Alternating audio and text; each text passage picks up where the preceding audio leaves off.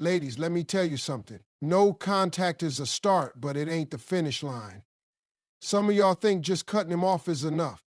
You think if you stop texting, stop calling, stop showing up, he's going to sit there, stare at his phone, and suddenly have a revelation about how good you were. Nah, that ain't how this works.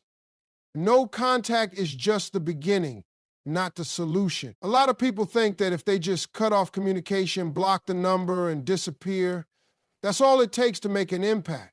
But see, no contact is only a tool. It's not the transformation. It's not the thing that's going to change the way he sees you, and it's definitely not going to heal you all by itself. No contact is a step, but if you don't use that time wisely, you're just waiting in silence, hoping for a reaction that might never come. Men don't process absence the way women do. When you go no contact, you might be sitting there, feeling the weight of the silence, wondering if he's thinking about you, waiting for that text that might never come. But a man, he might not even notice at first. He's not wired to feel the loss immediately. That's why some of you get frustrated when weeks go by and he hasn't reached out. That's why you start questioning if no contact is even working. But see, it's not about making him feel something right away. It's about what you do with that silence. If all you do during no contact is sit around, scroll through old pictures, stalk his social media, and replay every conversation in your head, you're not really in no contact. You're just in pause. You're stuck, waiting, not moving forward. That's not power. That's not growth. And that's why some of y'all break no contact so fast, because you didn't actually use that time to change anything. You were just hoping that your absence alone would be enough to shake him. But a man doesn't feel your absence. He feels the shift in your energy. He feels it when you stop waiting. He feels it when you actually start moving on, not when you're just pretending to. No contact is your time to get real with yourself. It's the time to ask yourself why you were accepting less than you deserved in the first place. It's about figuring out what in you allowed you to stay in a situation that made you feel like you had to beg for love, for effort, for respect. It's about recognizing that you don't just want him to feel your absence. You want to feel your own presence again. Because that's what really makes a man notice. When you use no contact the right way, you stop worrying about if it's working on him and start realizing that it's working on you. It's shifting your focus back to yourself, making you stronger, making you better. And the crazy part, that's exactly when he feels it the most. Because when a man senses that you're no longer just trying to make a point, when he sees that you're genuinely growing, genuinely leveling up, that's when the silence starts to get loud for him. That's when he starts to feel the difference.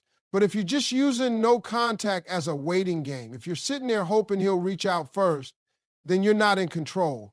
He still is. Leveling up in every area, mindset, finances, health, and peace, is how you truly reclaim your power. When a relationship ends, especially one that left you feeling unappreciated, the best response isn't revenge, anger, or even proving a point. The best response is becoming the best version of yourself. Not for him, not to get noticed, but because you owe it to yourself to stop settling for the bare minimum in love and in life. It starts with your mindset. Your thoughts shape your reality. And if you're still thinking like the person who accepted less than they deserved, you're going to keep attracting the same type of situations. You have to reprogram your mind to understand that you are worthy of more, that you don't need validation from someone who couldn't see your value, and that your happiness is not dependent on anyone else. You can't just think about moving on. You have to believe that you're meant for better. That belief has to become so strong that it shifts the way you walk, the way you talk, and the way you show up in the world. Finances matter too. It's not about chasing money to flex on anyone. It's about securing yourself so that you never feel stuck in a situation because of financial dependence. It's about building something for yourself, whether that's getting a better job, starting that business you've been putting off, or simply learning how to manage your money in a way that gives you freedom.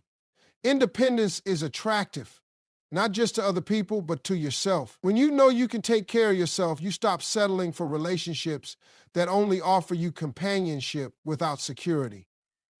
Your health is your foundation.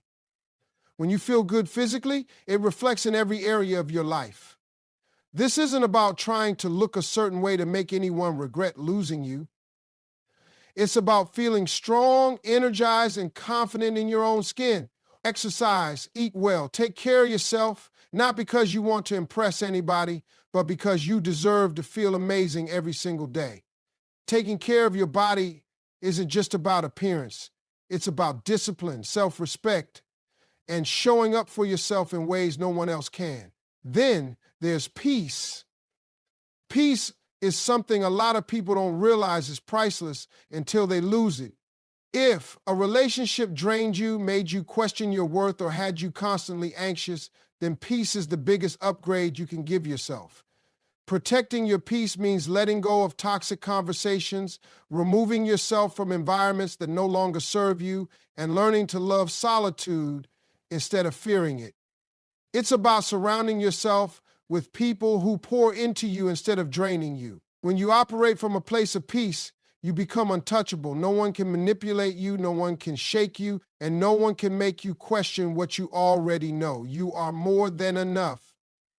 Glowing differently isn't about proving a point to anybody. It's about becoming the version of yourself that you were always meant to be.